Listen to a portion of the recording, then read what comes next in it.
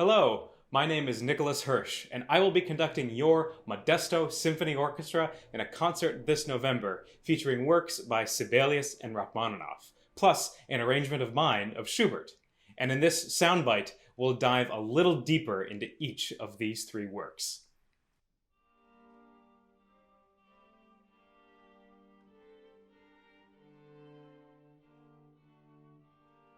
For me, one of the most fascinating and enduring aspects of symphonic music is its ability to consider the great mysteries of life without necessarily pushing a particular agenda, and instead leading a listener on a journey to their own conclusions. And this program is no exception. There's a through line between each of these three pieces of music that has to do with the duality of life and death, and even the facing of one's own mortality. Our first piece has perhaps the most direct relationship to this theme, the variations on Death and the Maiden. This is my orchestral adaptation of the second movement of Schubert's 14th string quartet, known as the Death and the Maiden Quartet, because the main musical theme of that second movement comes from one of Schubert's own songs, also called Death and the Maiden. Now, in the original song, there are two characters, a girl desperately trying to stave off the Grim Reaper, and the Reaper himself, singing solemnly but kindly, "Do not fear me." The Reaper's tune is simple, yet its harmonic progression is otherworldly, and in Schubert's quartet, it becomes the base theme for a set of variations, exploring a variety of characters and emotions that build to a passionate outburst and a final soft prayer. You could almost say a final raging against the dying of the light before indeed going gently into that good night. And for me, it was this rather symphonic-seeming trajectory of the quartet movement that inspired my own orchestration, adding all of the variegated colors of the woodwinds and the power of the brass and timpani to the warmth and depth of Schubert's strings. Now, Rachmaninoff takes a more bombastic, if also perhaps a bit more cynical, approach to portraying death. His Rhapsody on a Theme of Paganini, which we in the biz lovingly refer to as the Rack-Pag, similarly takes the form of variations on a theme. The theme being Paganini's famous 24th Violin Caprice, here translated for solo piano and orchestra.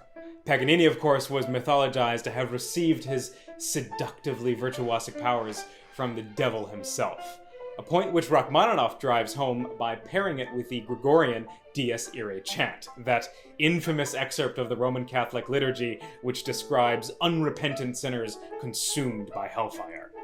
You will not want to miss the incredible George Lee produce his own hellfire in our performance of this thrilling pianistic showpiece.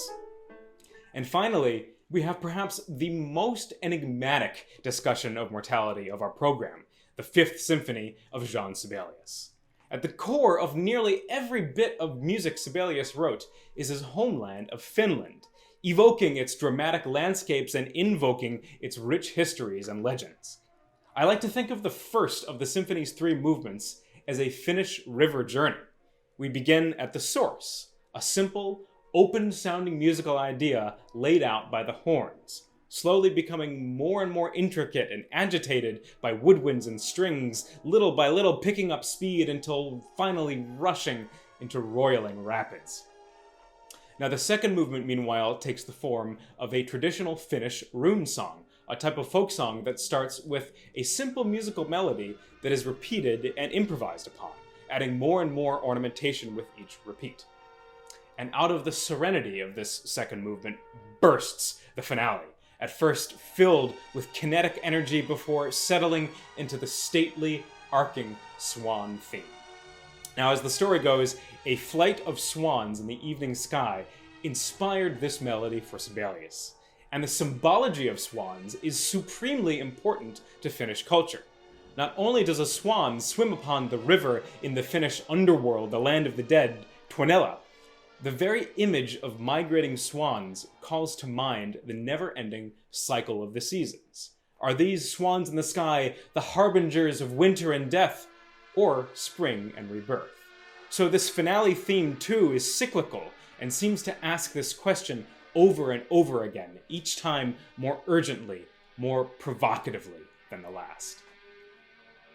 So please join me and the Modesto Symphony on November 11th and 12th as we perform these works by Schubert, Rachmaninoff, and Sibelius at the Gallo Center for the Arts.